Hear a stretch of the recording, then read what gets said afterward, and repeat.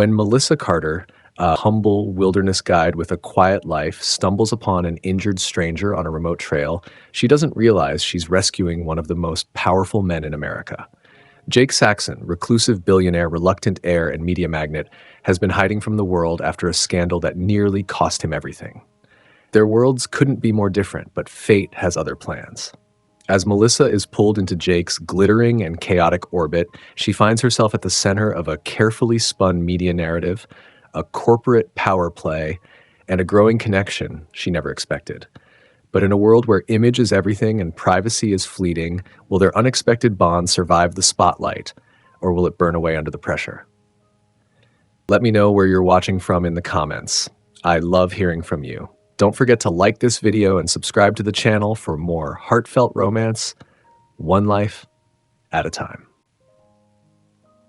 The air was crisp with the clean bite of late spring in the mountains, silent except for the wind teasing pine needles and the occasional rustle of a small animal hidden in underbrush.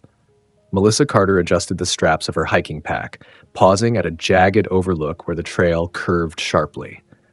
Below her, a carpet of green rolled out toward the horizon, broken only by granite ridges and the far-off glint of a lake.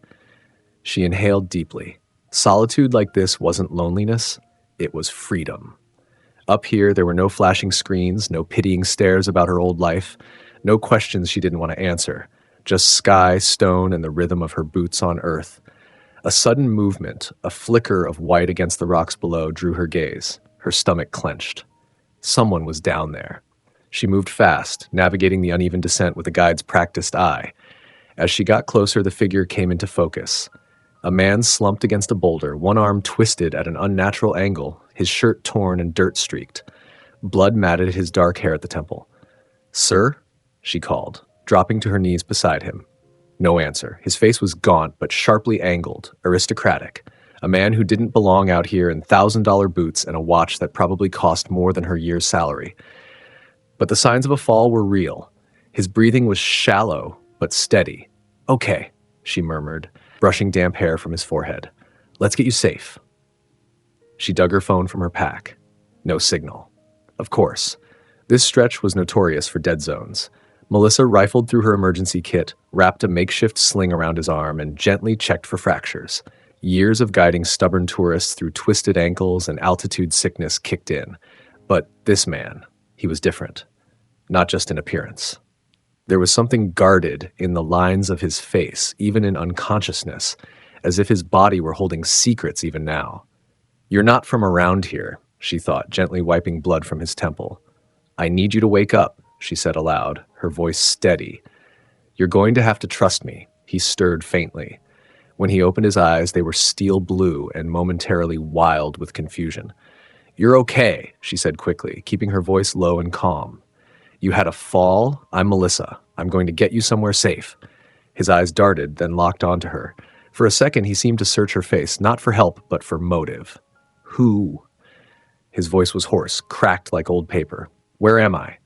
"About 3 miles off the main trail, not far from Grayback Ridge. You took a nasty spill. Can you tell me your name?" He hesitated, as if calculating the cost of telling her. Finally, he rasped, "Jake." That was it. No last name, no explanation, just Jake. "All right, Jake," she said, adjusting the strap on his good shoulder. "You're lucky. Could have been worse. Can you stand if I help?" It took effort, sweat beading on his brow, a sharp hiss of pain escaping between clenched teeth, but he managed with her support. The hike back to her cabin was slow. She guided him step by step, his weight leaning into her at times. No other hikers appeared, no rescue team, just the two of them climbing out of wilderness, silence stretching between their shared breaths. When they reached the cabin, nestled in a clearing with solar panels glinting above the modest porch, Jake blinked like he was seeing something foreign. "This is yours?" he asked, voice rough. "Built it myself," she said, helping him down onto a wide wooden bench. "It's not much, but it's safe." He looked around like he'd stepped onto another planet. She left him with water and returned moments later with antiseptic and gauze. He winced when she cleaned the wound above his eyebrow. "You're not a local, are you?" she asked lightly, trying to ease the tension. "No," he muttered. "Just needed to disappear for a while." She raised a brow but didn't pry. Plenty of people came to the mountains looking for quiet. Some were running from something. Others were chasing clarity. I get that, she said simply. When their eyes met again, something shifted. Tentative recognition, maybe. A wordless exchange of two people who had learned how to guard their truths. He spoke again, softer this time. Thank you. You don't have to thank me, she replied. Just rest. We'll figure out the rest later. She turned toward the small stove to warm broth, but in the corner of her eye she caught him watching her, not suspiciously, but like a man not used to being helped without strings attached. Melissa didn't know it yet, but her life had just changed. She hadn't saved just any man. She'd rescued Jake Saxon, billionaire heir, corporate kingpin, one of the most watched, whispered about figures in America. And now she was in his world, whether she wanted to be or not. Jake didn't sleep that night. Not really. Every time he drifted, he jerked awake. Images flashed in his mind, boardrooms, flashbulbs, the hum of reporters shouting questions he didn't answer. Now there was only the crackle of a modest wood-burning stove and the occasional creak of wind against the cabin. The pain in his ribs throbbed in waves, and every breath reminded him that he was far from the marble floors of Saxon Tower. And yet, he wasn't panicked. He was grateful. Melissa Carter had given him something he didn't know he still needed. Space to just exist without expectations. She moved quietly at dawn, efficient and grounded. She wore a worn flannel over leggings, her hair tied up in a loose braid, her hands steady as she boiled water and laid out herbal tea and simple toast. "Morning," she greeted, voice soft, not assuming. He nodded. "You didn't call an ambulance?" "No signal up here. Closest reception is a 10-mile hike unless you've got a satellite phone on you." He didn't. Jack had insisted on packing one, but Jake had left it behind on purpose. Stupid, maybe. But at the time, he'd been desperate to unplug. "You said you just wanted to disappear," Melissa said casually, placing a mug of tea within reach. "Still feel that way?" He met her eyes. Clear, brown, no trace of awe or calculation. "Yeah," he admitted, "but not quite like this." Melissa gave a short laugh. "I don't think anyone dreams of getting rescued by a stranger and crashing in their off-grid cabin." "No," he agreed, his lips quirking in spite of himself. "Not the ideal plan." They shared a beat of quiet amusement. She studied him for a moment, thoughtful. "Do you want to tell me who you really are?" Jake stiffened. So she did suspect something. He weighed his options. He could lie, but the simplicity of this place, of her, made deception feel cheap. "I'm Jake Saxon," he said finally, "CEO of Saxon Enterprises, or I was, kind of on an indefinite leave." Melissa didn't blink. No gasp. No sudden change in posture. Just, ah! I figured you were someone important. People don't usually wear watches like that into the wilderness unless they're rich or reckless, or both. That drew a genuine chuckle from him. Maybe both. She sipped her tea, unbothered. You don't look like a man who enjoys being taken care of." "Well," she said, standing to tend to the fire, "tough luck." Jake leaned back, absorbing her calm. There was something grounding about her presence. Not just in what she said, but in what she didn't. No curiosity about his wealth, no probing questions about his empire or headlines. Just normalcy. "How long have you lived out here?" he asked. 3 years, she replied. "Started guiding tours after college. Then I wanted my own space. No clocks, no concrete, no noise." "Why?" She hesitated. Then, "I needed to start over." Jake didn't press. He understood that too well. A knock at the cabin door startled them both. Melissa moved first, cautious. She opened the door slightly, revealing a tall man in a tailored jacket, clearly out of place in the woods. "Jack," Jake muttered. The man's relief was instant. "Sir, thank God. You've had us in knots." Jack's gaze flicked to Melissa, and, "You are?" She stepped aside. "Melissa Carter. I found him yesterday. He's lucky he didn't fall another 10 feet. Jake sat straighter. "Jack, stand down. She helped me. No press, no announcements." Jack's brows furrowed. "There's already buzz. Someone leaked your location. We've got tabloid vans at the trailhead." Melissa stiffened. Jake saw it, the small shift in her shoulders, the way her eyes lost their ease. So much for normalcy. "I'm not going anywhere," Jake said quickly. "Not yet." Jack gave a tight nod, then lowered his voice. "Catherine's flying in." Jake closed his eyes. "Of course she is." Melissa glanced between them. "Should I be concerned?" "Only if you hate powerful women with unsettling instincts," Jake muttered. Melissa gave a wry smile.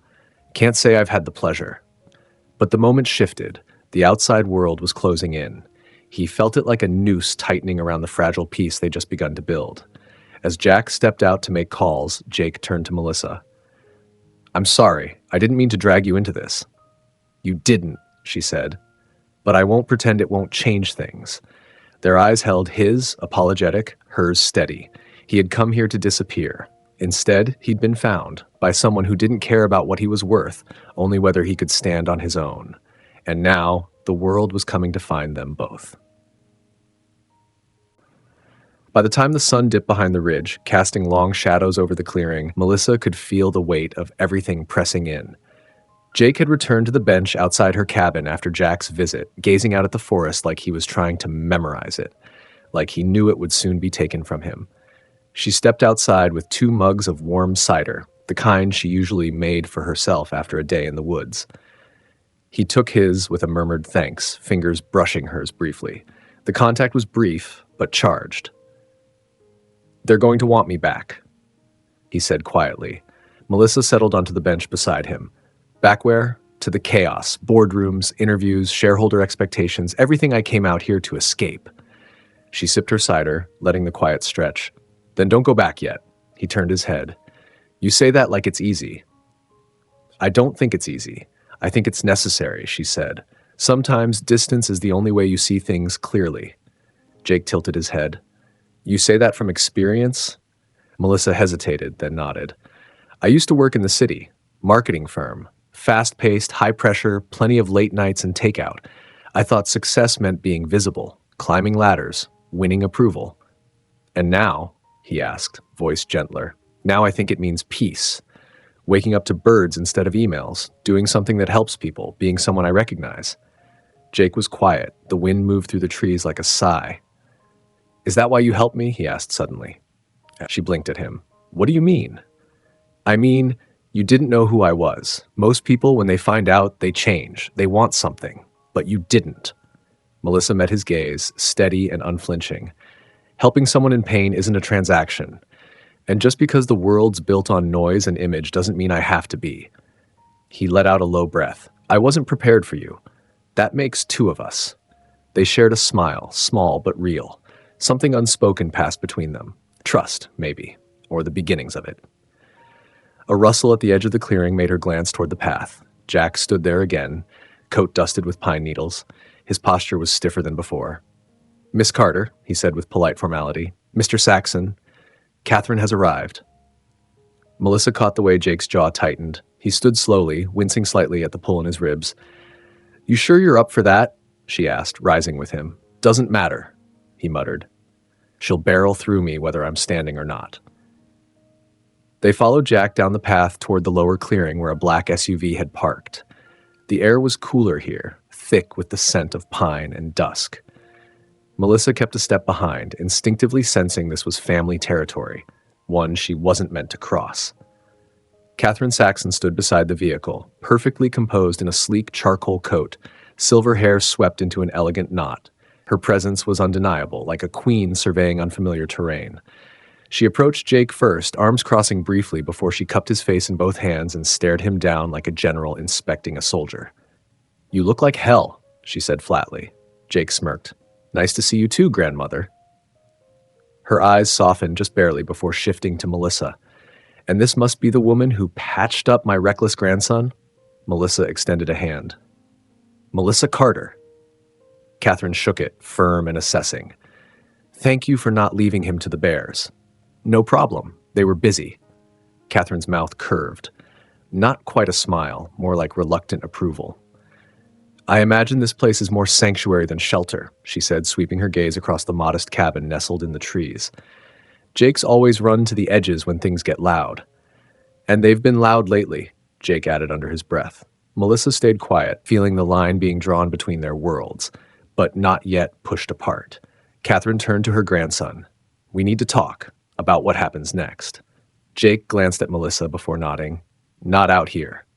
Back at the cabin, Melissa gave them space. She moved to the far end of the porch, arms folded as she stared out at the darkening trees, the moon beginning to rise above the ridgeline. Voices murmured behind the cabin walls, sharp, then muffled. Decisions were being made. possibly about her. When the door creaked open, Jake stepped out first. "She wants me to go back." Melissa nodded. "I figured."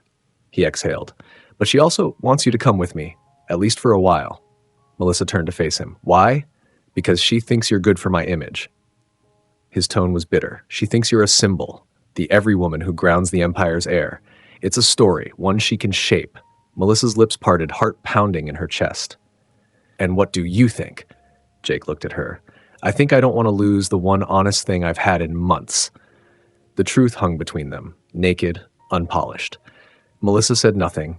Not yet. She didn't trust easily, but the part of her that wanted to bolt was no longer louder than the one that whispered, "You're already in this," and maybe, just maybe, it was where she needed to be.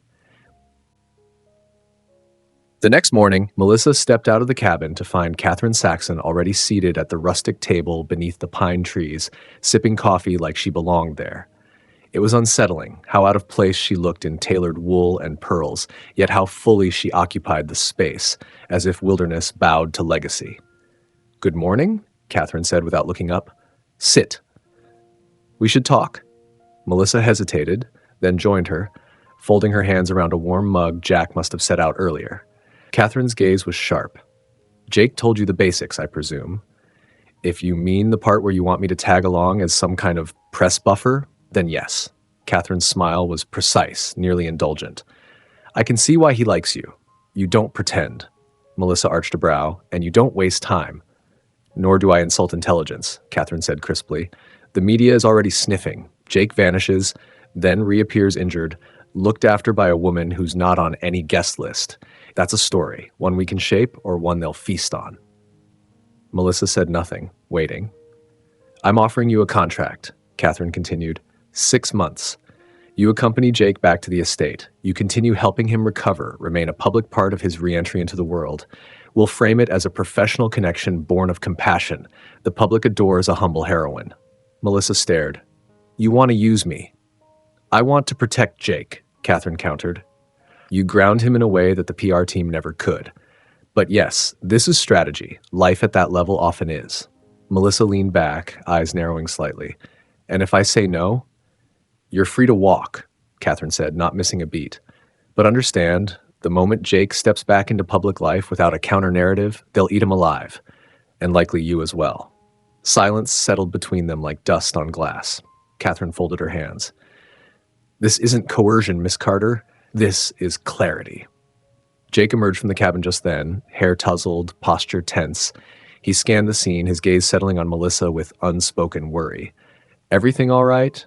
"Depends on how you define that," Melissa replied. Catherine rose. "I'll give you two some space. Jack will bring the contract this afternoon, should you choose to read it." She disappeared into the trees, heels clicking softly on the gravel path like punctuation.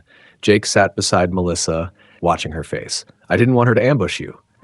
"She didn't. She made a business pitch." He sighed. "And? I haven't decided yet." "I don't want this to be some role you play," Jake said. "But I also won't pretend I'm not selfish enough to want you to stay." Melissa looked at him then, really looked. There was no pretense in his eyes, just quiet weariness and hope buried deep. "I came out here to get away from everything. I didn't think I'd get dragged into a billionaire soap opera." "Neither did I," he muttered. She smiled despite herself, and yet, here we are. He turned his hand over on the table, palm open between them. An invitation, not a demand. "I don't want to pretend either," he said. "But if this gives us a way to stay in the same world for a while longer." She studied his hand for a long moment, then placed hers gently over it. "I'll look at the contract," she said quietly. "But I make my own choices. Always."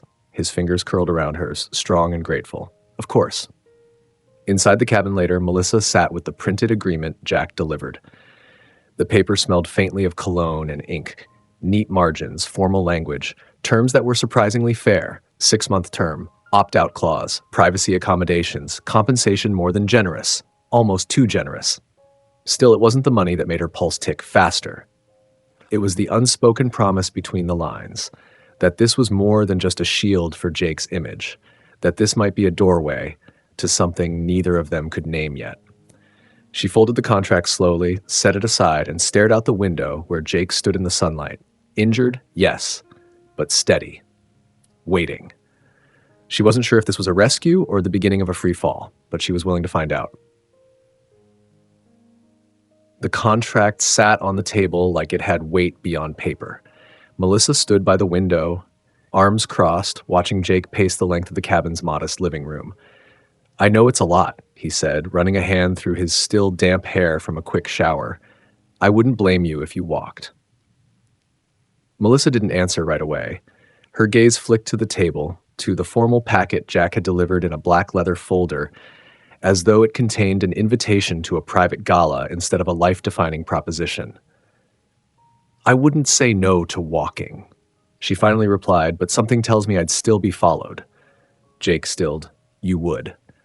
The honesty in his voice made her spine stiffen. "So this really is the only option?" Jake came closer, not too close, just enough that she could feel the tension rolling off him in waves. "It's the cleanest one. If we frame this as a partnership on paper, it'll give you protection. And space." "Space," she echoed, her voice tight. "Funny, I thought contracts came with cages." Jake's brow furrowed. "That's not what this is." Melissa turned to face him, her arms still folded, but her voice steady. "Then what is it?" He met her gaze with something almost vulnerable. "It's a lifeline. For both of us." The silence between them was heavy. Out in the clearing, the wind rustled the trees like it wanted to eavesdrop. She walked slowly back to the table, lifted the folder, and flipped through the first few pages again. It was all there. The 6-month term, the opt-out clause with 30 days notice, full healthcare coverage, relocation provisions, a generous monthly stipend that made her eyes widen, a line about media framing rights, and another about professional discretion expected at public events. And at the very end, in crisp black ink, role personal recovery liaison, aiding Mr. Saxon in transitional public reentry post-leave. It was vague enough to be innocuous, specific enough to draw scrutiny. She closed the folder and exhaled. "I need some terms of my own." Jake nodded. "Say them." "I want full exit rights. If it becomes too much, I walk. No pressure. No retaliation." "Done," Jake said immediately. "I keep my own name, my own autonomy, no mystery girlfriend PR spin." Jake gave a crooked smile. "Catherine might grumble, but she'll live. And I don't want a penthouse cage. I'll stay nearby, but I want a place that feels like mine." "Consider it handled." She stared at him, voice lower now. "And I want you to be honest about what this means to you, because if I'm signing my name next to yours, I deserve the truth." Jake's jaw worked for a moment before he said, "It means I don't want to go through this alone. I trust you. And not just because you saved my life." Melissa's chest tightened. That wasn't the answer she expected. It wasn't polished. It was real. "All right," she said at last, soft but firm. "Then I'll consider it." Jake let out a breath, something between relief and something else, quieter. Just then, Jack reappeared in the doorway, clearing his throat politely. "Mrs. Saxon requests a word, Miss Carter." Melissa blinked. "Of course she does." She followed Jack through the trees to the guest lodge Catherine had commandeered as her temporary HQ. Inside, everything was immaculate, crisp linens, travel-sized crystal perfume bottles on the vanity. Power, distilled into detail. Catherine looked up from her seat near the fireplace. "You've reviewed the offer?" "I have. And?" "I'm willing to discuss it on my terms," Melissa replied. Catherine's smile was thin, but not cold. "I thought you might say that." They sat. Catherine reached for her tea, stirring it once, twice. "This isn't about playing pretend. The world Jake was born into is merciless. It watches for weakness and thrives on reinvention. If you step into this, you will be watched, picked apart." Melissa didn't flinch. "I've been underestimated before. It doesn't scare me." "Good." Catherine's tone carried a faint glimmer of respect. "Because you'll need more than charm to survive it. You'll need steel." Melissa folded her hands. "I'm not afraid of fire, but I won't be your puppet." Catherine nodded once. "Then we understand each other." When Melissa returned to the cabin that evening, Jake was by the fire, gazing into the flames like they held answers. "Well?" he asked quietly. She crossed the room, placed the folder on the table, and held out a pen. "I'll sign in the morning," she said. "But if anyone tries to script my life for me, I walk." Jake looked up at her, grateful, wary, maybe even a little stunned. "Melissa," he began. "Don't," she said softly. "Not tonight. Let's just sit before everything changes." And so they did. Two people suspended between quiet and chaos, their hands brushing once on the armrest but never clasping. Yet. The next morning, the sun rose pale and shy behind mist-veiled pines. Inside the cabin, the smell of strong coffee mingled with cedar smoke. Melissa sat at the worn wooden table, contract open before her, pen poised but unmoving. Jake sat across from her, watching, but not pushing. "You don't have to rush," he said quietly.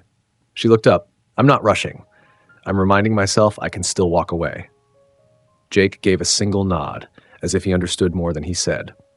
After a long breath, Melissa signed her name at the bottom of the last page, firm, clear strokes. She capped the pen with quiet finality. "So," she said, "paper shields, huh?"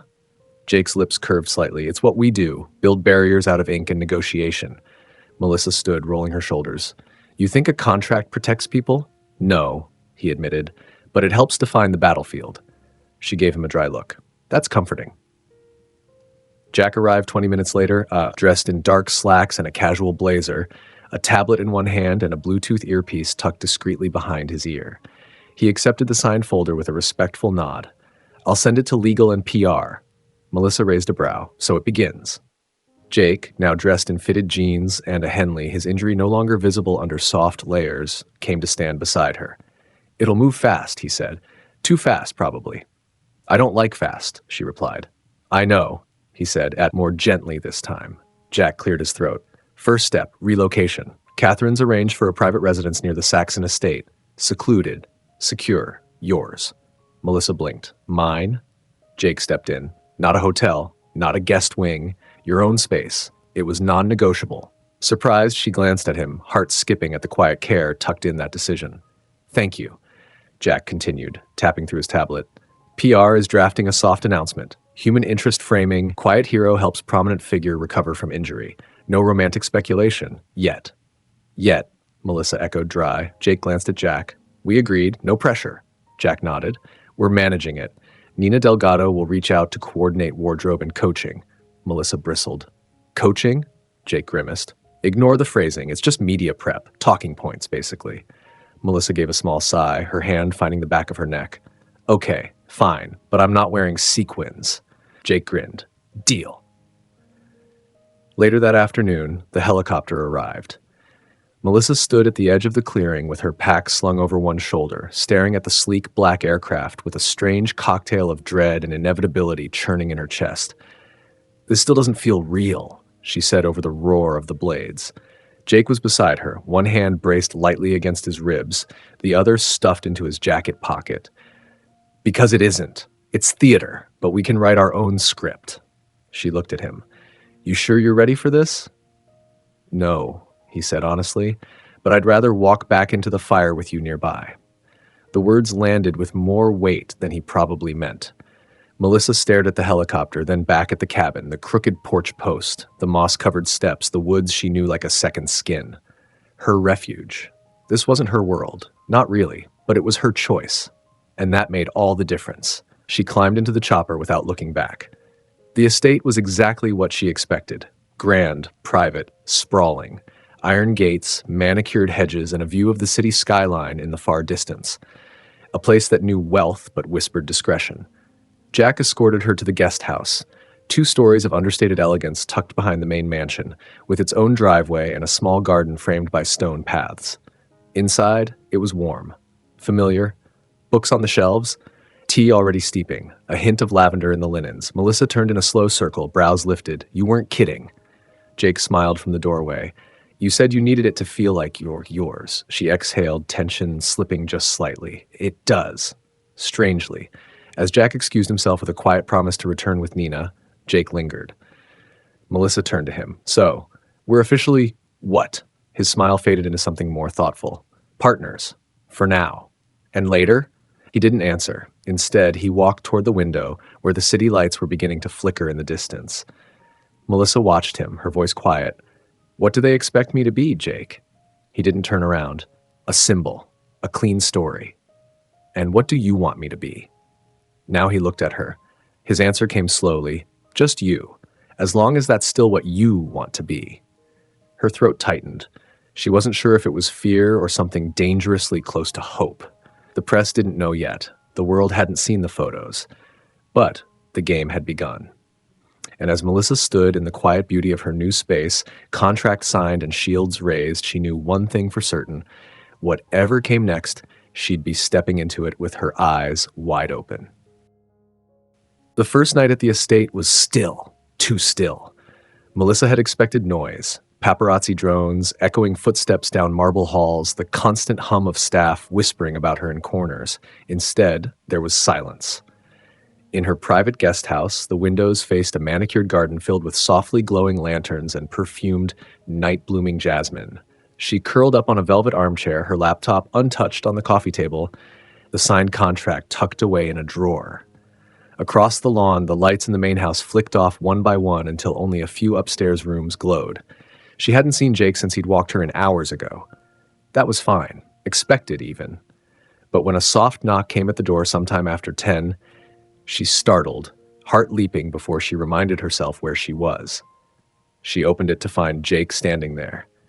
Barefoot, in loose black sweatpants and a hoodie, his hair damp from a shower. He held a bottle of something and a sheepish expression that didn't belong on a billionaire. "Can't sleep," he said. "Figured you might not be able to either." Melissa stepped aside, and he entered without waiting for ceremony. She realized how different he looked without armor. No pressed shirt, no curated posture, no corporate steel. "What's that?" she asked, nodding at the bottle. "Not whiskey," he said. "Ginger tea. Jack's idea."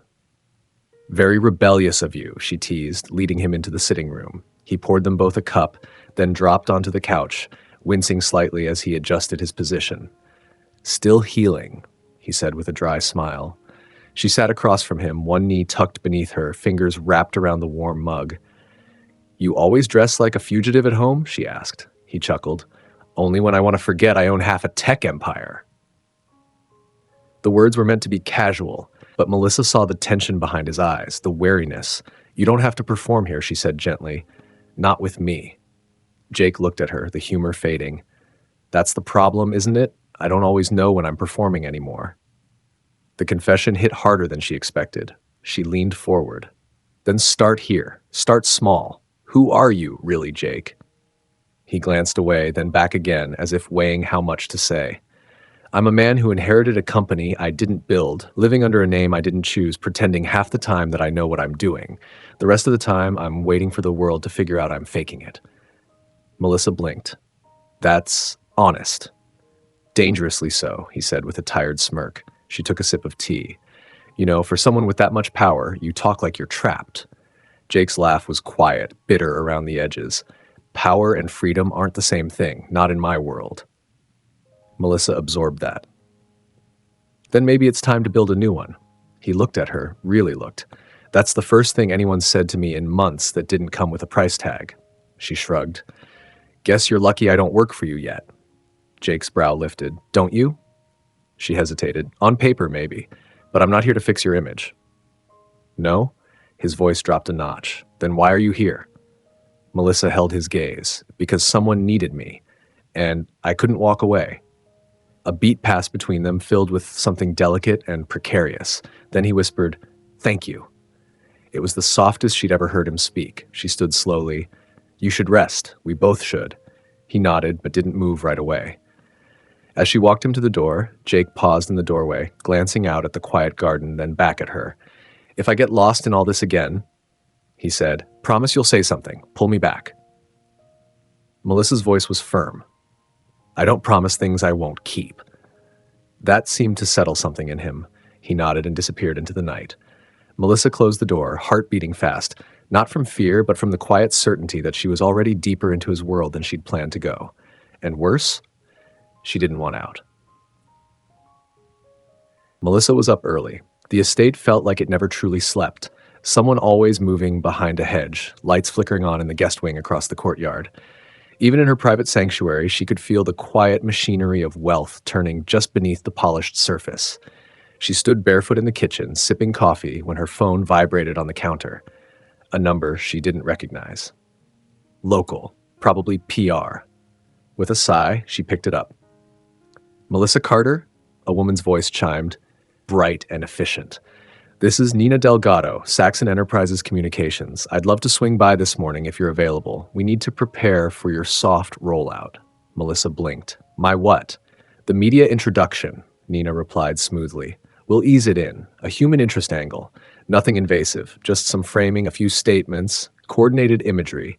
You'll be the woman who helped Jake Saxon find his way back to himself. Romantic, but grounded.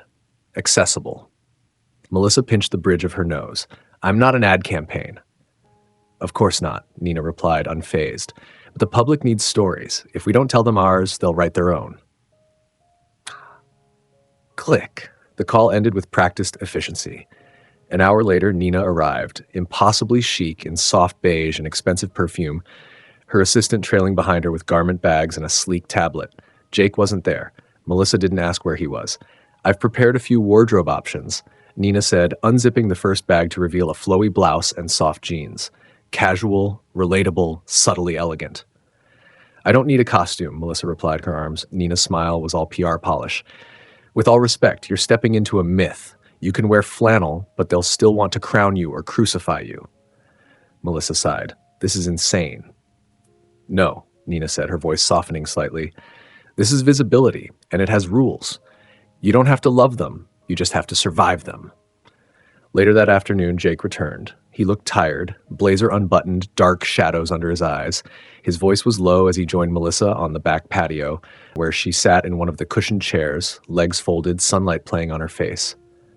How bad is it? He asked. They want to turn me into a story. He sank into the seat beside her. They already have. Melissa let the silence hang for a moment, then turned to him. When did this stop being about healing? Jake didn't answer right away. When I realized the press wouldn't stop until I gave them something to chew on, and I'd rather feed them a version of the truth than let them fabricate their own. She studied his face. And what version am I? His gaze didn't waver.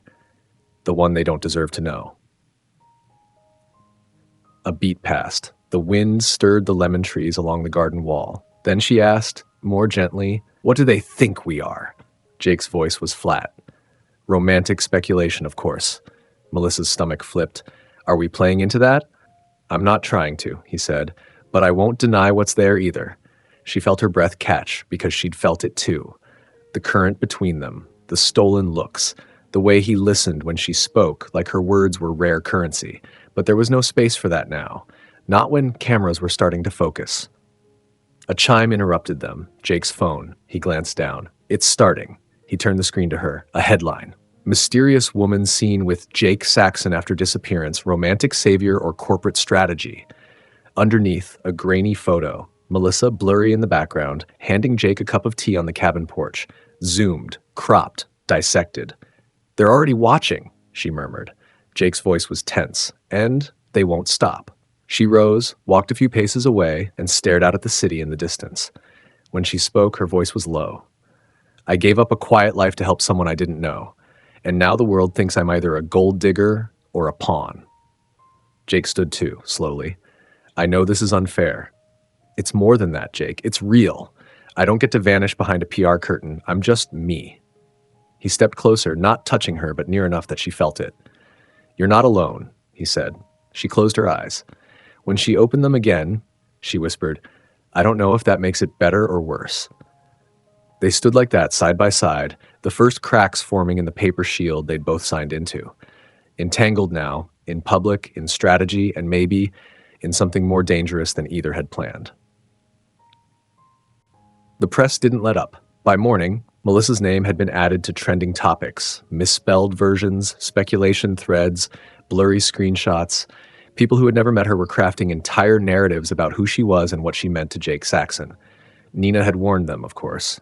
It'll be a 72-hour firestorm. Let it burn itself out. Easy to say when you weren't the one being scorched. Melissa ignored the news alerts.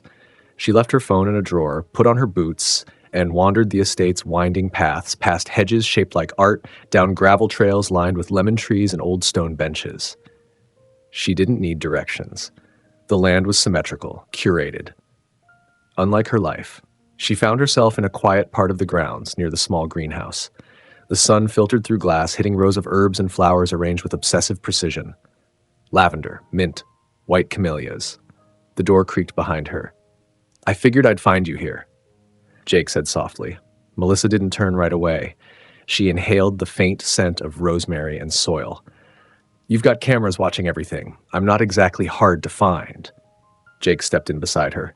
There are blind spots. I chose this place for that reason. She raised a brow. You designed your own escape routes? He shrugged. Every fortress needs a quiet room. They stood in companionable silence, breathing in the scent of green things growing in ordered lines. The silence stretched, not awkward, but easy, like a pause in a song rather than the end of one. I used to come here when I was a kid, Jake said, before the business took over my life, before I had to act like the person people expected me to be. Melissa glanced at him. What were you like back then? Jake's lips twisted. Curious, a little angry, always climbing something I shouldn't. She smiled. Sounds familiar. He chuckled softly. You were the first person in years to look at me and not flinch. Do you know how rare that is? People flinch at power, she replied.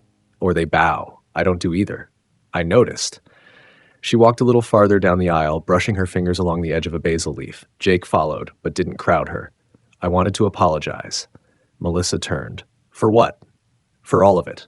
The contract, the headlines, the fact that your life's being devoured by strangers. Her face softened. You didn't plan this. No, but I brought you into it, and now you're in the center of a storm you didn't create. She walked past him toward the bench tucked between two lemon trees, sat down, waited until he did the same. This storm, she said, might be the first thing in my life I didn't run from. Jake looked at her then, really looked. Why? Because maybe, she said slowly, it's not just a storm. They sat in silence after that, not needing to fill the air with more words. The kind of silence that wrapped around them like a soft blanket, protective, intentional, sacred. A shared silence. Outside the greenhouse, the world spun on, interviews scheduled, stories written, narratives built. But inside this moment, they weren't public figures or calculated images. They were just Melissa and Jake. Two people who hadn't asked for each other, but who somehow had found something they didn't know they needed. And for now, that was enough. It started with a knock, not the polite kind, the kind that echoed through the hall with sharp authority, followed by a second knock, louder, demanding. Melissa looked up from the table where she'd been sketching in her notebook, a small habit she'd picked up again in the rare quiet of the estate. The third knock came with a voice, Jack's, controlled but clipped. Melissa, we have a situation. She opened the door. Jack was already scrolling through his tablet, his jaw locked. He looked like a man assembling a defense before a war had even been declared. What happened? She asked.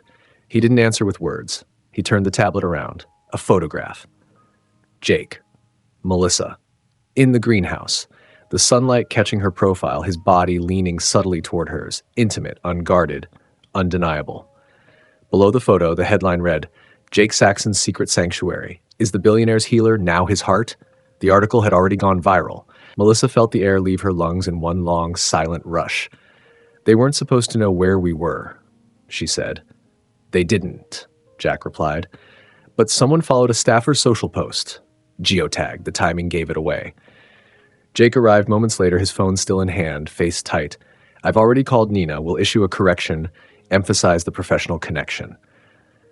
Melissa didn't look at him. They're not buying it. Jake fell silent. She turned to Jack. How bad is it? Worse than expected, Jack admitted. The story's running with fairy tale framing. Headlines are already speculating about rings, babies, wedding dates. Some outlets are calling you a mystery fiancé. Melissa's stomach turned. You said we'd control the story. I said we'd try, Jake replied, voice low. She stared at him. That's not good enough, Jake. You promised I wouldn't lose myself in this. I didn't think it would happen so fast, he said. She stepped back. That's the problem. You thought we had time. He moved toward her, hands open, but she turned before he could speak again. I need to breathe. Melissa didn't stop walking until she was outside the estate gates. The press hadn't made it past security yet, but the flashing bulbs were visible through the trees, clustered near the trail leading to the rear drive. Drones hovered in the distance like vultures, circling and humming. She ducked off the path into a grove of trees, her breath fogging slightly in the early evening air. Her hands trembled. Not from fear, but from fury. She had trusted Jake, trusted that his world had room for someone like her, someone real, not a headline. You're the quiet part of the story, Catherine had said. The part that makes people believe in fairy tales. And Melissa had believed too. Just enough. Melissa. His voice came from behind her, quiet, not commanding, not corporate. She didn't turn. You should go back inside, she said. So should you. I didn't sign up to be a myth, Jake. I signed up to help you heal, and now I'm just another page in your story. No, he said, closer now. You're the only real part of it. She finally turned. He looked disheveled, no jacket, eyes tired, like he'd run to catch up with her and didn't know how to slow down. I told you I didn't want this to be scripted, he said. But the moment we stepped into that contract, we invited cameras. Then maybe the problem was the contract, she snapped. No, Jake said firmly. The problem is that I didn't protect you fast enough. They stared at each other. The trees around them rustled. Far off, a drone buzzed low before lifting again and disappearing. Jake stepped closer. I'll fix this. Melissa's throat tightened. I don't want to fix. I want the truth. He nodded slowly. Then here it is. I don't know how to do this. I'm used to negotiating, not feeling. But I'm not pretending with you. Not for 1 second. She didn't answer. Instead, she reached for his hand, not to hold it, but to place her palm against his. A gesture. A boundary. A reminder. I'll stay, she said softly. But only if I'm still me, not a symbol, not your shield. You're not a shield, he whispered. You're the reason I want to stop hiding. They stood there for a moment longer, palms pressed, not holding, just connected. Then she stepped back. We go back on our terms, she said. He nodded. And if they don't like the real version of me, they'll learn, Jake said, or they'll leave. She took a deep breath, turned toward the gates again. Behind her, Jake walked with her, not ahead, not leading, beside her, because the storm had begun, but they were walking into it together.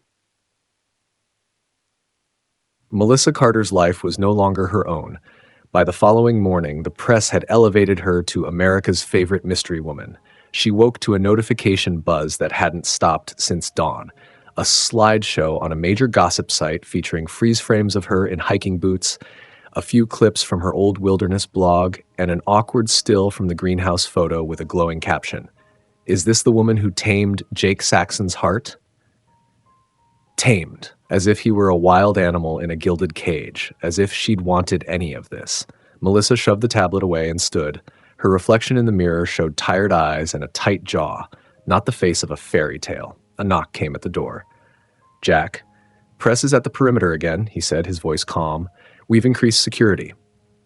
I didn't ask for security, she muttered. No, but now you need it. She sighed and followed him into the hall, where 2 staff members passed discreetly, eyes forward, their expressions unreadable. They're not looking at you, Jack offered. They're looking at the story. That's the problem, she said. I'm not a story.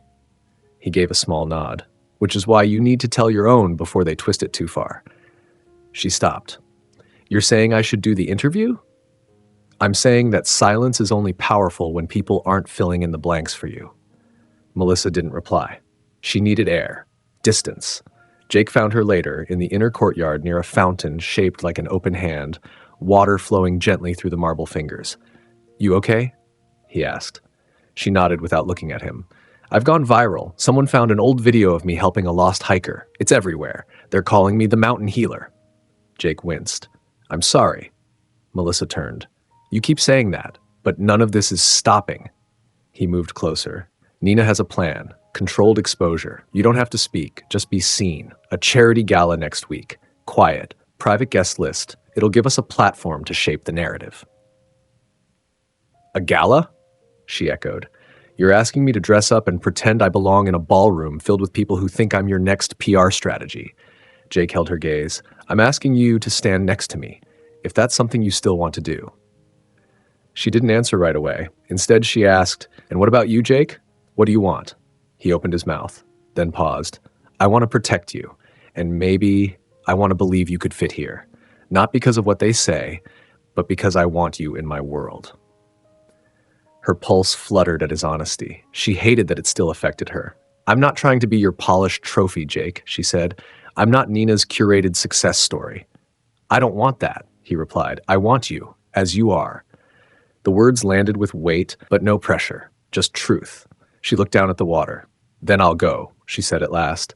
To the gala, but I won't smile for a story that isn't mine. I'm not for sale. Jake stepped closer, his voice low and steady. You never were.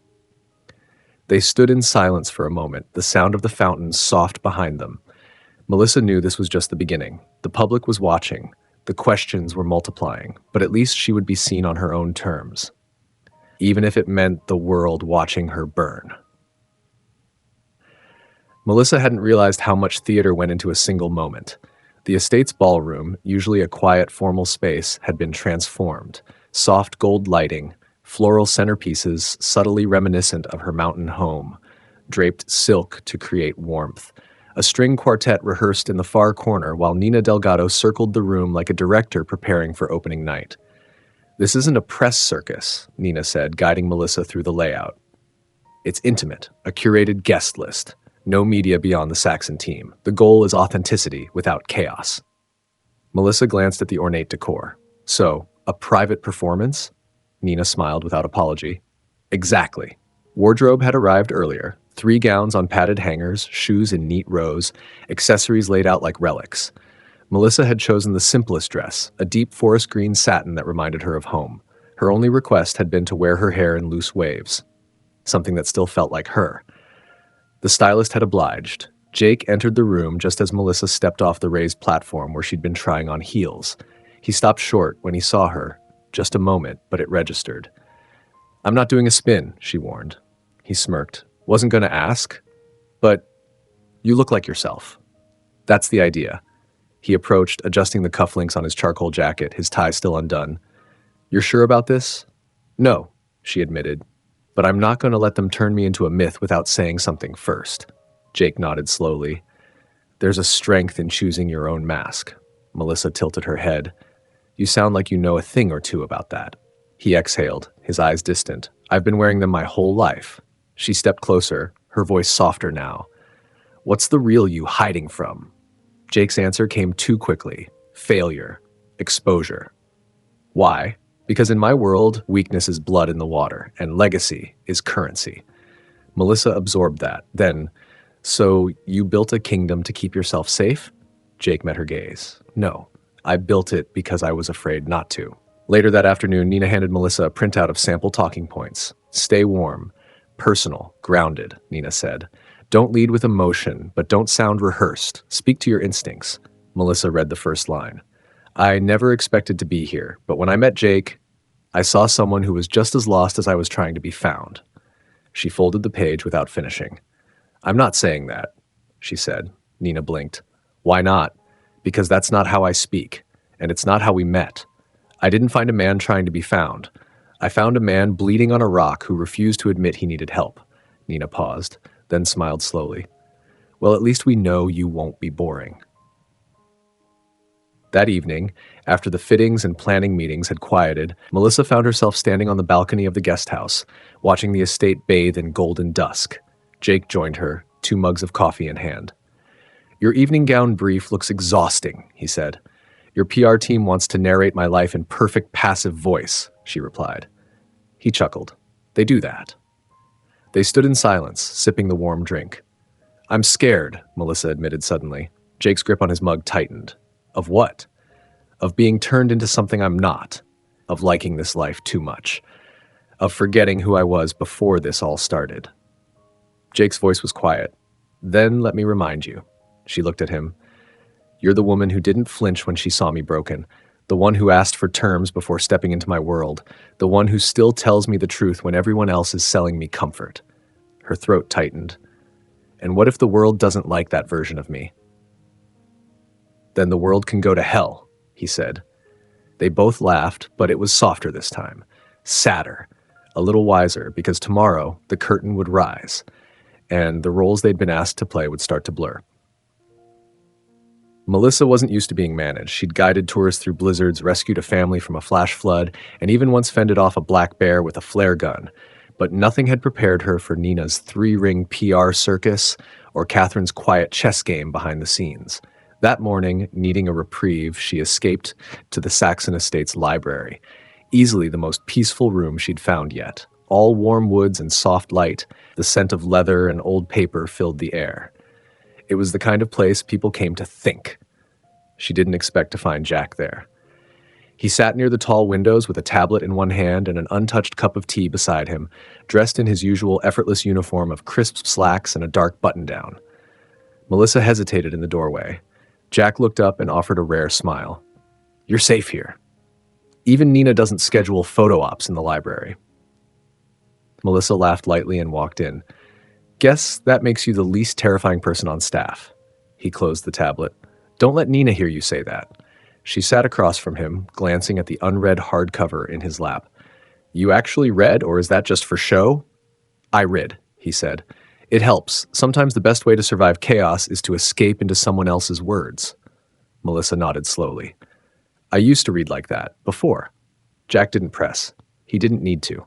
After a moment, he asked, "Do you regret saying yes to the contract?" She looked out the window. "Some days, no. Others, I'm not sure." Jack set his tablet aside. Jake didn't ask for this world either. He was born into it, and when his father died, it hit him like a tidal wave. No warning, no manual. Melissa studied Jack. "You've known him a long time?" "Almost 10 years, he said. He was 24, barely keeping the company afloat, trying to hold up a legacy that was built like a house of glass." Melissa leaned back. "And you just stayed?" Jack gave a small shrug. "He's the kind of man people either serve or abandon. I chose to stay, because under all that pressure, he's still human, still trying to do the right thing, even if he messes up on the way." Melissa's voice softened. "You care about him." "I do," Jack said simply. "And if I didn't think you were good for him, we wouldn't be having this conversation." That gave her pause. "You know, you're harder to read than Catherine," she said. He smiled slightly. "That's the point." They fell into a comfortable quiet, the kind that didn't need filling. After a few minutes, Jack spoke again, this time more quietly. "I know what it looks like from the outside, that you're just another name being dragged into a billionaire narrative. But for what it's worth, Melissa, I've never seen him look at anyone the way he looks at you." She stared at him, unsure whether to thank him or run. "I don't know what this is yet," she admitted. "It started with an accident, then a contract. Now it feels like I'm being rewritten, and I don't know who's holding the pen." Jack nodded slowly. "Then maybe it's time you start writing it yourself." That night, Melissa returned to the guest house with a borrowed book tucked under her arm and Jack's words lingering in her mind. She passed Jake in the hallway just as he was finishing a call. He looked up, surprised. "Library?" he asked. "Escape," she replied. He smiled. "Good choice." She held his gaze for a beat longer than usual. "You should thank Jack, by the way." Jake blinked. "Why?" "For being the one person who still sees you when you're not wearing the suit." Jake's smile faded, replaced by something warmer. "He's saved me more times than I can count." Melissa nodded. "I think he just handed me a compass." Jake stepped closer. "Where's it pointing?" She looked at him. "Toward something real." And for the first time since the storm began, Melissa felt like she might not be lost after all. The gala loomed. It wasn't just the dress fittings or the rehearsed smiles. Though those were exhausting enough, it was the knowing looks from stylists, the subtle nods from staff, and the pressure humming beneath every conversation. Be ready to perform. Melissa felt it even before the day arrived. On the morning of the event, she found Jake alone in the sunroom, half-dressed, adjusting his cufflinks with a look that hovered somewhere between annoyance and exhaustion. The room was quiet except for the ticking of the antique wall clock. "You look like you'd rather be anywhere else," she said from the doorway. Jake looked up, offered a half smile. "There's a fundraiser in Marrakesh I was invited to. I should have gone." She stepped inside, arms crossed. "Too many cameras?" "Too many lies," he replied. "At least in Marrakesh, I'd be anonymous." Melissa moved toward him. "And here," he said, "I'm a headline in a suit." She studied him for a moment. "You're not the only one." He looked at her then, really looked. "You're nervous." "I'm furious," she corrected, "but also, yes, a little nervous." Jake adjusted the collar of his dress shirt, pausing before asking, "Do you regret it? Coming here?" She said, "No." "Signing the contract?" Melissa's jaw tightened. "Sometimes." He nodded as if he'd expected that. "But then," she added, more softly, "there are moments that make me forget why I hesitated." Jake stepped forward. "Like now?" Their eyes locked. The silence deepened. "Yes," she said.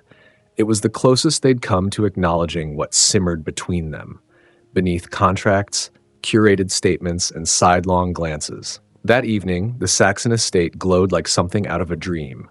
The garden had been transformed into a luminous event space, with golden lights strung between trimmed hedges, strings of violins flowing like silk through the air. Guests mingled in elegant suits and couture gowns, sipping champagne and murmuring behind thinly veiled curiosity. When Melissa stepped out of the guest house in her deep green gown, heads turned. Not because of glamour, but because of presence. She wasn't a starlet. She wasn't styled for illusion. She was real and stunning in her quiet confidence. Jake was already waiting near the main entrance, speaking to a board member with a practiced smile. But the moment he saw her, that smile faltered. Just for a second, just enough to betray how unpracticed she made him. He crossed the stone path toward her. "You wore green." "I'm still me," she said. "And you're radiant," he replied without hesitation. She blinked. That almost sounded rehearsed. Jake leaned in slightly. It wasn't. A photographer nearby lowered his camera as they passed, muttering something about genuine chemistry. Melissa caught it and sighed. They're already creating the next headline. Jake offered his arm. Then let's make sure they get the real version. She took it, because in that moment, pretending didn't feel like pretending anymore.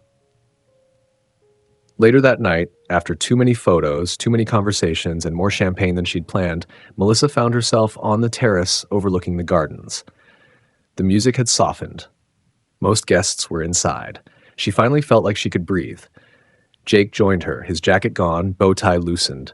He looked more like the man she found in the woods than the one they'd toasted all evening. "I hate these things," he said, leaning on the balcony beside her. "Because of the attention? Because of what I'm expected to be," he said. "Tonight I was a brand, an heir, a product, not a man." Melissa turned to him, the moonlight washing over his profile. "Then what are you when you're with me?"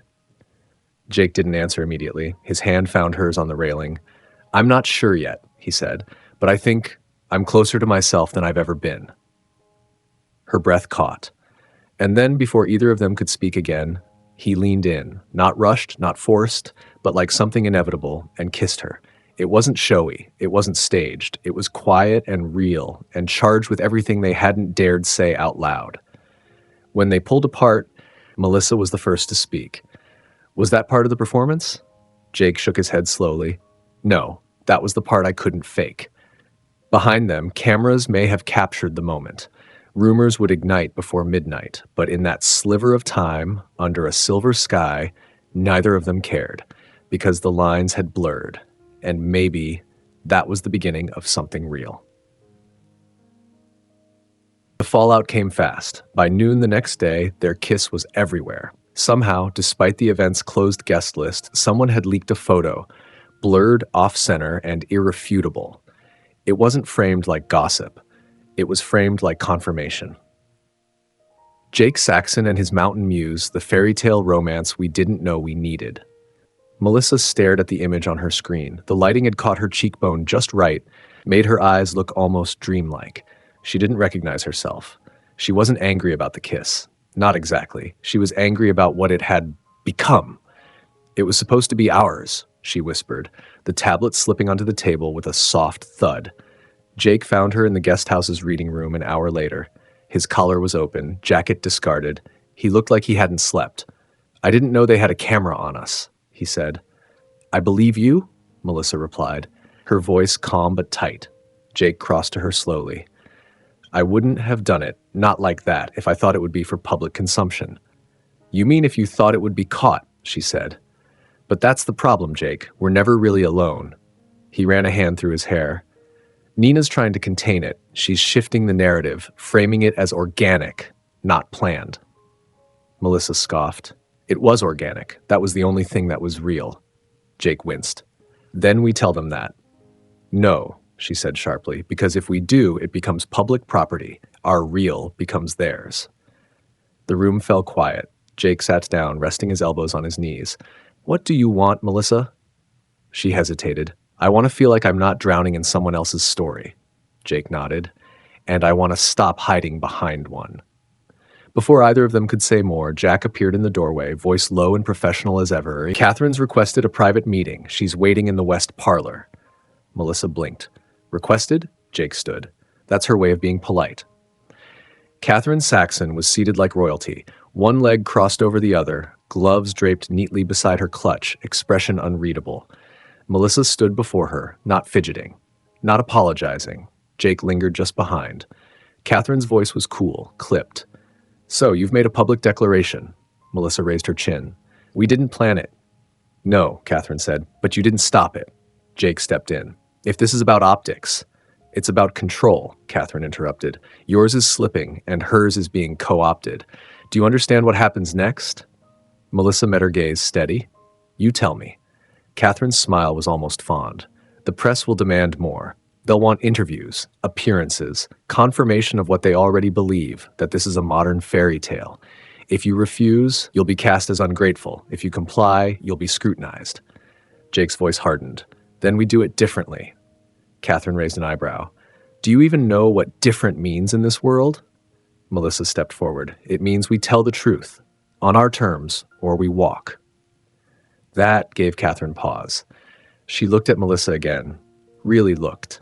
And after a long silence, she said, then you'd better start preparing for war, because there are people who won't tolerate that kind of authenticity, not when they've already written your ending. Back in the guest house, Melissa sank onto the edge of the bed, shoes kicked aside, gown hung neatly on the door. Jake sat across from her, elbows on his knees again. What if we stop pretending, he asked quietly. Melissa looked up. No press, he said. No photos. Just us. Whatever that is. She blinked. You think they'd let us do that? No, he said, but maybe we let go of the idea that they get a say. Silence stretched between them, full of tension, full of almosts. Then Melissa whispered, I don't regret the kiss. Jake's eyes met hers. Neither do I. And for a moment the pressure relented, just enough for them to breathe. But only just, because the storm wasn't over. It was just gathering force.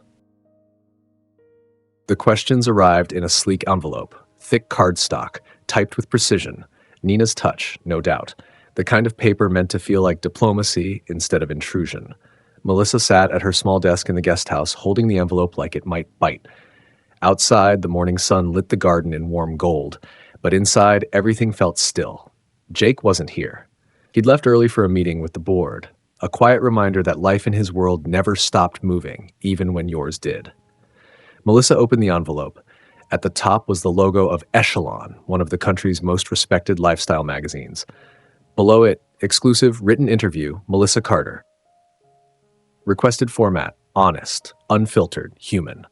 She read through the prompt slowly, her eyes catching on the phrasing. What drew you to Jake Saxon? Not the public figure, but the man. How has your life changed since entering the spotlight? What would you like people to understand about you? She set the paper down. Her chest was tight. It wasn't the invasion that rattled her. It was the weight of shaping her identity under a national microscope. She could say too little and be called evasive, say too much and be devoured. Still, this time, she had the pen. That afternoon, Melissa found a quiet corner of the estate's library. No cameras, no stylists, just her, a notepad, and a fountain pen. Jack had quietly delivered earlier with a note that read, "The story should sound like you." She began to write. What drew you to Jake Saxon? Not the public figure, but the man. When I first met Jake, he was bleeding and barely conscious on a mountain trail. I didn't know his name. I didn't care what he owned. What I saw was someone in pain who didn't know how to ask for help. That's the man I met. That's the man I chose to stay for. How has your life changed since entering the spotlight? It feels like waking up in a house full of mirrors. Everywhere I turn, someone is watching, expecting something. But the truth is, I haven't changed. I'm still Melissa. I still love wild places, quiet mornings, and honesty. The difference now is that I have to fight harder to hold on to that. What would you like people to understand about you? I didn't come into Jake's life looking for anything. Not money, not fame. I didn't want to be a story. I just wanted to do the right thing when someone needed me. And maybe that's all any of us can hope for. She paused at the end, then added beneath her signature, sometimes love doesn't arrive in grand gestures. Sometimes it arrives quietly, when you're least prepared, but most in need of it. That evening, Melissa handed the handwritten response to Jack. "Typed or scanned?" he asked gently. "Scanned," she said. "I want it in my handwriting." Jack nodded once. "It'll go out tomorrow." "Will they edit it?" "No," he said. "Jake already made that clear." She blinked. "He saw it?" "No," Jack said, "but he trusts you. That's why he told the publisher not to touch a word." Melissa watched him walk away, heart unsteady but proud, because for the first time since this whirlwind began, she didn't feel like someone else's supporting character. She was the author. And this part of the story, it was hers. The magazine hit the shelves at dawn. By noon, Melissa's words were quoted across social media, dissected on talk shows, and repackaged into listicles. I didn't want to be a story. I just wanted to do the right thing. Simple, sincere. It hit people in the chest. Nina called it organic gold. Melissa called it exhausting. Now, dressed in a deep plum cocktail dress with her hair swept back, Melissa stood at the top of the stone steps leading into the Metropolitan Conservancy's charity gala. Beside her, Jake adjusted the cuff of his tailor jacket and offered his arm. "Ready?" he asked. Melissa glanced down the grand staircase where lights flashed and 100 curious eyes turned toward her. "No," she said honestly, "but I'll walk anyway." Jake smiled, proud and soft. "That's my favorite version of you." Inside, the Conservancy's ballroom was breathtaking. A domed ceiling glittered with suspended glass blossoms.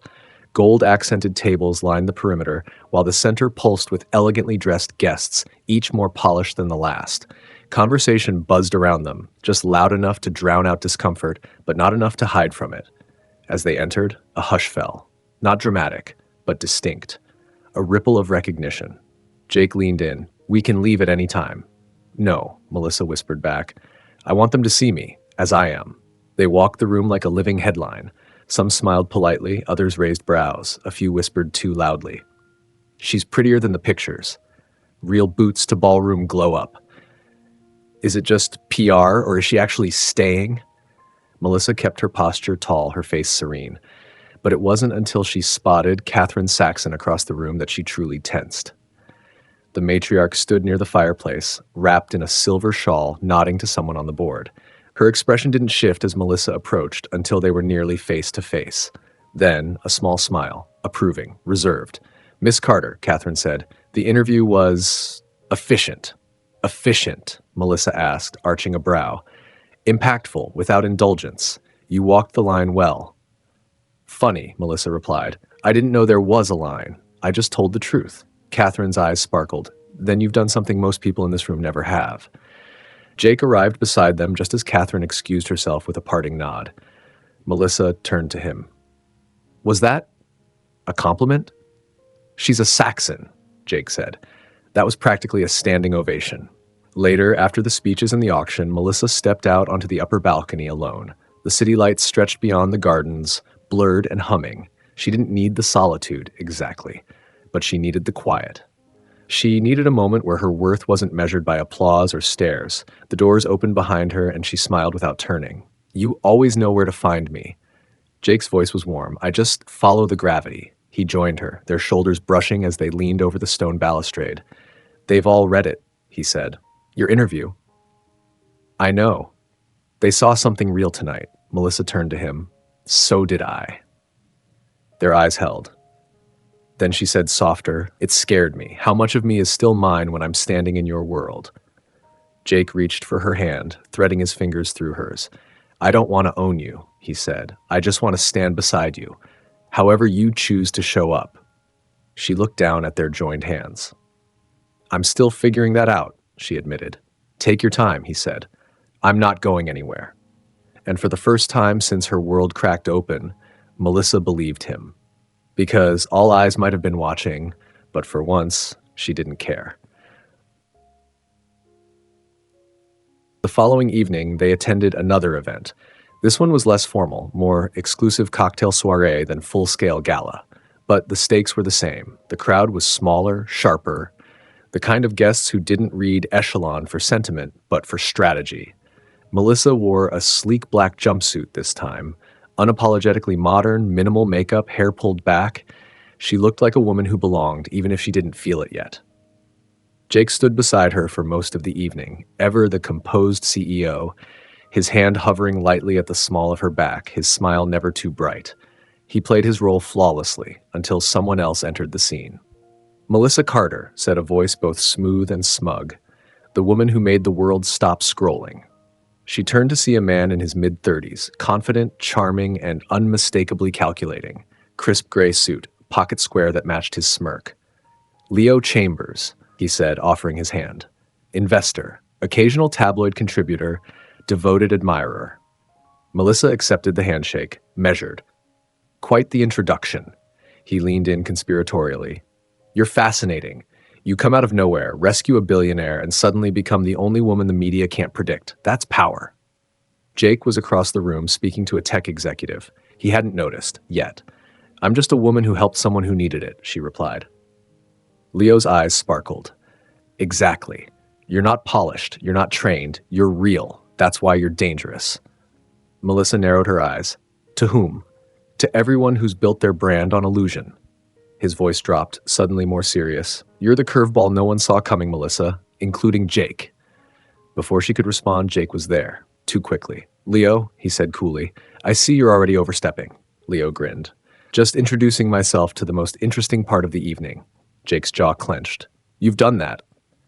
Leo raised his hands. Message received. He slipped away like smoke. Melissa exhaled. "Well, that was fun." Jake turned to her, voice low. "What did he say to you?" "Nothing I didn't already suspect," she replied. "That I'm not what people expect." Jake's expression darkened. "He has a reputation. He likes to provoke. He was trying to rattle you, not me." Jake looked at her then, really looked. "And did he?" She hesitated. "A little." Jake stepped closer. His hand brushed hers. "You know you don't have to prove anything to them, to him, or even to me." Melissa gave him a soft, tired smile. "But I want to prove it to myself." They stood there in the soft candlelight of the garden terrace, the murmur of laughter and champagne behind them. "I didn't like the way he looked at you," Jake admitted. Melissa tilted her head. "Because it was inappropriate. Because it wasn't earned," he said quietly. The words struck deeper than she expected. "I'm not your property, Jake." "I know," he said, "but I've never wanted someone to feel protected more than I want it with you." That disarmed her more than any possessive gesture ever could. She looked away. "It's complicated." Jake nodded. "Yes, but it's also simple." "How?" He turned toward her fully. "Because I want you, not the version the press sells, not the symbol Catherine admires. Just you, even when I have to watch other people try to rewrite you." Melissa's chest ached at the rawness in his voice.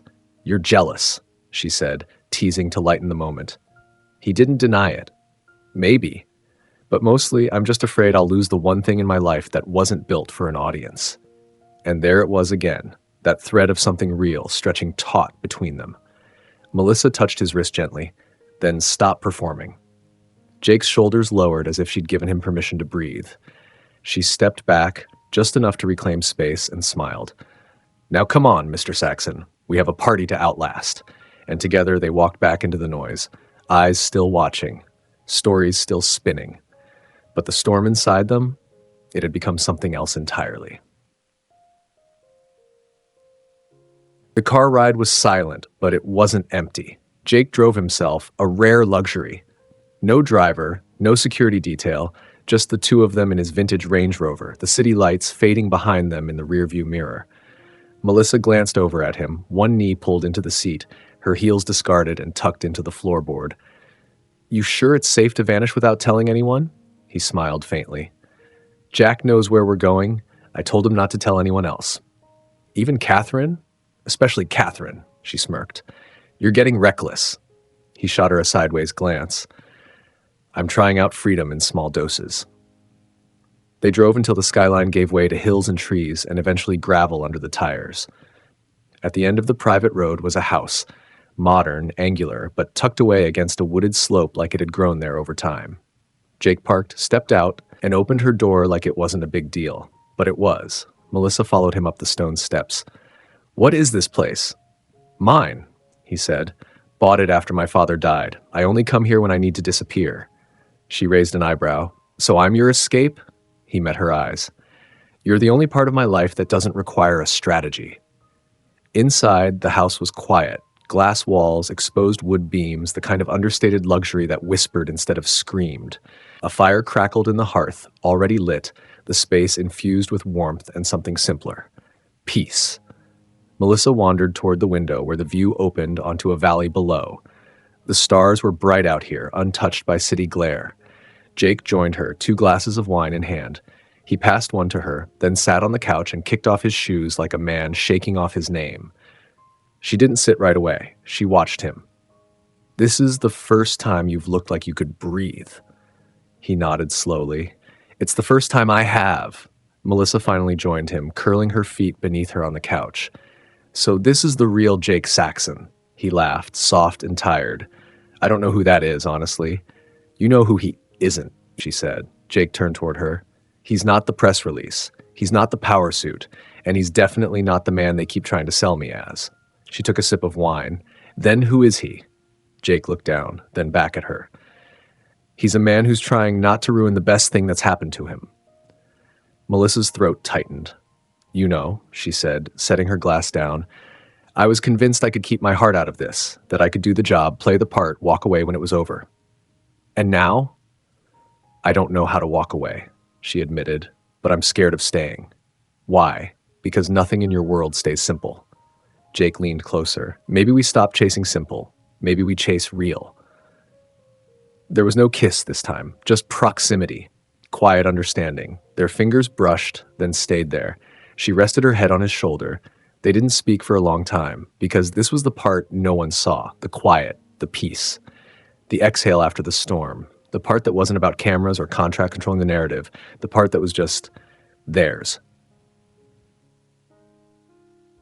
Morning came with golden light, filtered through glass and trees. Melissa woke first. She hadn't meant to fall asleep on the couch beside Jake, but sometime after midnight her head had dropped to his shoulder. His arm had curled instinctively around her waist, and the fire had burned low while the silence between them grew comfortable. Now she sat up slowly, careful not to wake him. He looked peaceful, more so than she'd ever seen. No sharp lines of responsibility etched into his brow, just a man, at rest, unburdened. She moved quietly toward the kitchen, pouring water into the kettle and stepping barefoot across the cool stone floor. Her phone buzzed on the counter. At first, she ignored it. Then she saw the caller ID. "Jack." Answering, she spoke softly. "Hey." Jack's voice was clipped. "We've got a situation." Melissa's stomach dropped. "What kind?" "A video," he said. "From last night. Security footage from outside the house. It's been leaked." Her hand gripped the edge of the counter. "What's on it?" Jake stirred in the other room. Melissa's eyes flicked toward him. "A kiss," Jack said. "Yours, on the terrace." She closed her eyes. "How? There weren't supposed to be cameras." "There aren't. Not official ones. We're guessing drone surveillance. Someone followed you out there. Probably a tabloid freelancer with a long lens and no shame." Jake entered the kitchen then, barefoot, voice still scratchy with sleep. "What's wrong?" She met his eyes, then handed him the phone. Jack didn't need to repeat it. Jake's expression hardened as he listened, then handed the phone back. "I'll handle it." Melissa ended the call. "It was supposed to be private." "I know," he said. "No contracts, no press, just us." Jake reached for her, and it still was. They don't get to rewrite that. She pulled away gently. "But they will, Jake. Don't you see? It's already happening. We kissed on a balcony, and now I'm trending again. Not because of who I am, but because of who you are." His voice lowered. "Then we go public, on our terms. We name it. We own it." Melissa shook her head. "You think that gives us control? It doesn't. It just gives them permission." Jake's jaw tightened. "So what do we do? Pretend there's nothing between us? Pretend last night didn't happen?" "No," she said, tears threatening. "But I need to know that being with you won't cost me myself." Jake stepped closer, his voice softer now. "It won't. Not if we keep drawing the line between them and us." Her voice cracked. "Then draw it now. Tell me what this is. Not for the world. For me." He stared at her, unguarded. "It's real." "Say it," she whispered. "I love you." The silence that followed wasn't shock. It was surrender. All the noise, all the pressure, all the carefully orchestrated moves fell away with those words. Melissa took a shaky breath. "Then hold the line, Jake. Don't let them turn this into something we have to explain." "I won't," he said. "But I need you to stay with me." She looked down, then up again. "I want to. I really do." They stood there, both of them aching, with love, with fear, with the weight of the world now watching something they'd only just begun to understand. Outside, a phone buzzed again. Another headline, another leak. But inside the house there was still firelight, still warmth, still two people holding fast to something no camera could quite capture, because the moment had been real, and now it was under fire. Melissa stared at the headline. From Wilderness to Wealth, Who Really Is Melissa Carter? The article was brutal. It wasn't just about her kiss with Jake. It wasn't even about their relationship. It was about her past, twisted, pried apart, and exposed. Old financial records from her wilderness guide business. A photo of her outside her tiny first cabin, hunched over a firewood pile. Quotes from people she didn't even remember. The worst part? It wasn't entirely false. Just weaponized truth. Framed to make her look opportunistic, like someone who'd been waiting for a billionaire to rescue her. She threw the tablet onto the couch and stood, the air in the guest house suddenly thick, choking. Jake arrived 20 minutes later, out of breath. I saw it, Melissa. Don't, she said, backing away. Just don't. I didn't know they were digging. But you knew they would, she snapped. You've been through this 100 times. You said you'd protect me. Jake paled. I thought I could. That's the difference between us, she said, voice breaking. You live in a world where this is normal. I don't. I didn't sign up to have every inch of my life laid bare. I'll call the legal team, he said, already reaching for his phone. We'll issue a takedown demand. No, she interrupted. No more statements. No more damage control. You can't spin this back to safety, Jake. He stepped closer. Then tell me what to do. I don't know, she said, trembling. Because for the first time since I met you, I don't know if I trust you. The words landed like a slap. Jake froze. I told you what I needed, she continued. Clarity, boundaries, protection from this exact thing. And I told you I wouldn't let them use you. Well, they did. And where were you when it happened? Jake's voice cracked. I was trying to be everywhere at once, running interference, board meetings, press calls. Exactly, she said. Your whole life is interference. She sank onto the edge of the sofa, hands covering her face. And I think I'm starting to forget who I was before this. Jake knelt in front of her, his voice low. Then let me help you find her again. She shook her head. I need time. I need space. And you need to figure out what you're asking of me, Jake. Because this, she gestured around the room, this isn't just about us anymore. It's about survival. He stood slowly. Are you leaving? I'm not walking away, she said, but I am stepping back. Her voice trembled. Before I disappear inside your story and lose my own. Jake nodded, his face unreadable. I'll respect that. He walked to the door, but paused before leaving. I meant what I said, Melissa. I love you. She didn't answer. Not because she didn't feel it, but because love wasn't always enough. Not when trust was broken. The world turned cruel overnight. Melissa had expected gossip. She hadn't expected hatred. Her inbox was flooded. Her phone, temporarily turned off, was useless. Her face had become a meme, a thread, a digital battleground between strangers arguing over whether she was a gold digger, a manufactured brand, or, most insultingly, a fraud who had played the long game perfectly. She hadn't left the guest house all day. The windows were shut. The silence was suffocating. And then came the message from her sister. They found Mom's address. Reporters are outside. She's scared, Liz. Melissa sat down on the edge of the bed, the world spinning beneath her. This wasn't just about her anymore. It had reached the people she loved. The quiet, decent people who had no idea how to fight off journalists with microphones and fake smiles. Her hands were shaking when she dialed Jake's private line. He answered on the second ring. Melissa. There are reporters outside my mother's house, she said, voice shaking. She's crying, Jake. Give me the address. I'll send security. No, she said sharply. You don't fix this with men in suits. He paused. Then tell me how to fix it. Melissa's throat tightened. I don't know if you can fix this. You let the media build a fantasy around us, and now I'm the price. That wasn't the plan, he said quietly. No, the plan was to protect your image, and maybe mine too. But somewhere along the line, you forgot that I'm not a brand, I'm a person. Jake's silence on the line was heavy. Then, let me come to you. She hesitated. Not to fix it, he added, to listen. A beat. Okay, she said, but not as the CEO, not as the boyfriend, just you. Then that's how I'll come. When he arrived, he didn't bring an assistant. No car with tinted windows, no stylists, just Jake, in jeans, a worn hoodie, and a face carved with regret. Melissa sat on the back steps of the guest house, feet bare, wrapped in a blanket even though the evening was warm. Jake sat beside her without a word. They stared at the garden, lit by dusk and memory. "She's terrified," Melissa said finally. "They printed pictures of her house." "Her house, Jake." His voice was quiet. "I'm sorry." "You keep saying that," she said, not unkindly, "but sorry doesn't erase the echo." He looked at her, eyes rimmed with fatigue. "I underestimated the cost. You told me what you needed. I thought I could shield you and still keep us visible. I was wrong." She nodded. "Yes, you were." They sat in the silence that followed, the kind that wasn't peaceful, but necessary. Then Jake said something unexpected. "I spoke to my legal team. We're issuing a formal cease and desist against the publications, and I'm hiring a personal media security liaison for your family. Not mine, yours." Melissa turned to him. "Why?" "Because I should have done it the second this got personal." Her eyes filled, but she didn't let them spill. "And what happens now?" she asked. "Do we keep dancing in public until people forget why they hated me?" Jake met her gaze. "We go quiet. We take the cameras off us, we give them silence and let them chase something else." "Will they?" "They always do," he said. "Eventually." Melissa looked down. "I missed before." "I know," he said. "So do I." And then he reached for her hand, not boldly, not for comfort, just because he wanted to. She let him. They didn't talk about love or damage or the noise waiting outside the gates.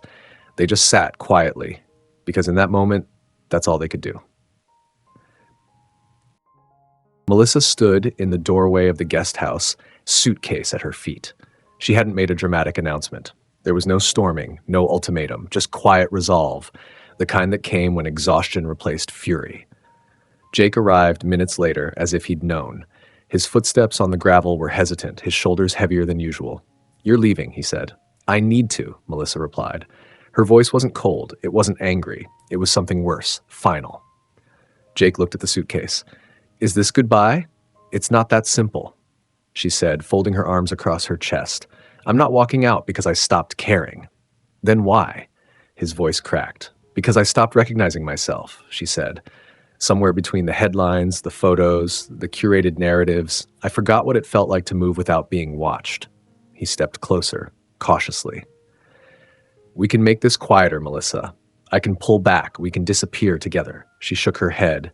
"Disappearing with you still makes me visible. You don't get to erase the noise. You carry it with you."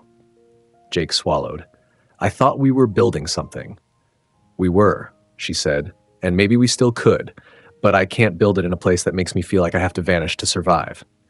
He reached for her hand, but she didn't take it. "Not this time." "You said you loved me," she whispered. "I still do." She looked up at him, her eyes steady. "Then let me go. Let me remember who I am outside of this world. If we're real, Jake, it won't be distance that breaks us. It'll be silence." Jake stepped back, just a little, enough to let her breathe, enough to let her choose. "I'll wait," he said. "No press, no pressure, just me, waiting." Melissa gave a small, sad smile. "Then give me time." She picked up her suitcase and stepped past him, not because she was walking away from him, but because she was walking toward herself. Jake Saxon sat in the boardroom, staring out at a city that had always looked like it belonged to him. The skyline shimmered beyond the windows of Saxon Tower, shaped by steel, influence, and strategy. His empire, his burden. But today, none of it meant anything.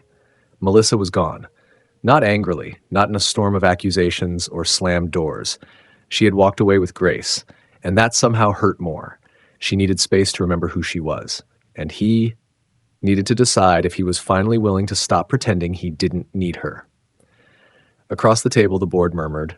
Catherine sat at the head, composed and expectant. "We'll need your full attention, Jake," one of the partners said. "The merger review is time-sensitive." Jake looked down at the agenda, pages of numbers and decisions. None of it reached him. He cleared his throat. "I won't be participating in the next round of talks." A silence fell. Catherine blinked. "Excuse me." Jake pushed the document aside. "Table the merger for now. Reassign my role to acting leadership. I'm stepping away, fully." One of the junior board members stammered. "You're what?" Jake's voice was steady. "I'm taking an indefinite leave. Not a media stunt, not a vacation, a real break. Catherine's eyes narrowed. And what exactly do you intend to do? Jake stood slowly, buttoning his jacket. I intend to stop living a life that requires me to lose the one person who ever made me feel seen. He turned toward the window, just for a moment. The world outside sparkled with manufactured perfection. Then he looked back at the room, the legacy, the pressure, the endless expectations, and let it go. He found Melissa 2 days later, not in a hotel, not hiding in a borrowed guest house, but at a quiet lake 3 hours outside the city, where her name wasn't a headline, and her phone was off, and her boots were covered in mud. She didn't look surprised to see him, just wary. Jake stepped out of the car holding nothing, no promises, no pitch, just himself. She met him halfway down the dock, arms folded, expression unreadable. I thought I asked for time, she said. You did, Jake replied, and I gave it to you, but I needed to say something before more time made me a stranger again. Melissa's breath hitched, but she didn't interrupt. I stepped away, he said, from the company, from the spotlight, from everything that made me feel powerful, but also hollow. She blinked. You what? I gave it all up, he said, because I realized that if I didn't learn to live without the noise, I'd never be the man who deserved to stand next to you. The wind off the lake tugged at her hair. Jake, I'm not here to convince you, he said. I'm not even here to ask you to come back. I'm just here to say that I heard you, that I'm choosing real over curated, and that I love you too much to let you go without telling you. This time, I'm the one willing to change. Melissa stared at him, stunned. No walls, no cameras, no performance. Just a man standing in front of her, offering the most terrifying thing of all, his heart. They sat on the dock in silence for a long time. Jake's confession still echoed in the air, suspended between them like a breath neither had released. Melissa didn't move, her gaze fixed on the lake where late afternoon light turned the water to molten gold. Jake sat beside her, knees drawn up, palms resting flat on the wood. He didn't reach for her. He didn't push. He simply stayed. When she finally spoke, her voice was quiet. You really walked away? I did, Jake said. No press release, no posturing, just handed in the title. Told the board I'd be back when I figured out how to be a person first. Melissa looked at him. You loved that company. I loved the purpose, he said. Not the pressure, not the version of me I had to be just to survive in those rooms. She was quiet for another moment, then asked, and what now? Jake tilted his head. Now I figure out what it means to build something real. With you, if you'll let me. Melissa exhaled. You know we started this whole thing with a contract. He smiled just a little. Yeah, 6-month terms, generous exit clause. No real trust. No real roadmap. She turned to him fully now. So what if we made a new one? Jake blinked. A contract? A different kind, she said, reaching into her coat pocket and pulling out a small notebook. No lawyers, no cameras, just terms we both agree on and can rewrite whenever we need to. Jake stared at her. You're serious. Melissa handed him the notebook. Inside were 2 handwritten pages. Agreement, parties, Jake Saxon and Melissa Carter. Terms, speak the truth even when it's messy. Protect each other, but don't smother each other. No pretending, ever. No walking away without a conversation first. Privacy is sacred, and if one of us forgets who we are, the other promises to remind them, gently. Jake read it twice before looking up, his throat tight. This is the most important thing I've ever signed. Melissa gave him a soft smile. It's not a signature I want. He reached for the pen she held out, but instead of signing, he wrote one more line. Always choose love over legacy. Then he set the notebook down and finally took her hand. Are we crazy for trying this again? She asked. He kissed her palm. Maybe, but this time, we're doing it for us.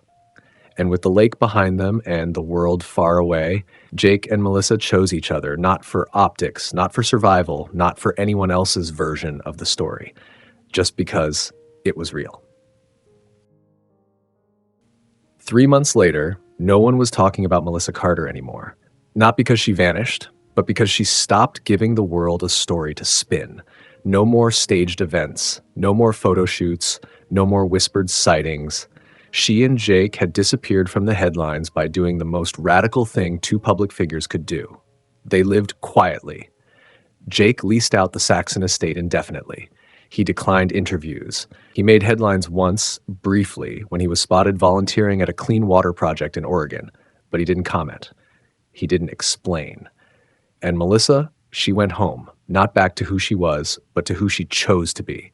She bought a small cottage near the lake, taught outdoor survival classes on weekends, started rebuilding the wilderness retreat center she once dreamed of, now with better tools and fewer apologies.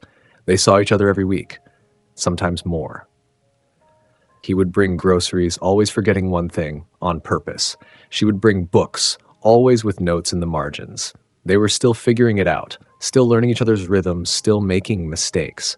But there was no contract anymore. Only the notebook. It sat on her nightstand now, pages added, terms adjusted. Some of the newer ones read, "Take turns being brave. Don't assume silence means distance. Laughter counts as progress. Forgive fast, kiss slow," and one in Jake's scrawl. "This time we're not running." One evening, Melissa stood barefoot on her porch, wrapped in a soft sweater, a mug of tea warming her hands. Jake leaned against the doorframe behind her, arms crossed, watching the sky turn shades of honey and copper. "You ever miss it?" she asked. "The noise?" "Sometimes," he admitted. "But then I remember I used to fall asleep with a phone buzzing beside my ear. And now? Now I fall asleep knowing I'm not pretending anymore." She looked back at him. "That worth everything you gave up?" He nodded. "More than worth it." A pause. Then she said, "You never did get a fairy tale ending." Jake stepped beside her, brushed a kiss to her temple. "I didn't want one," he murmured. "I wanted this."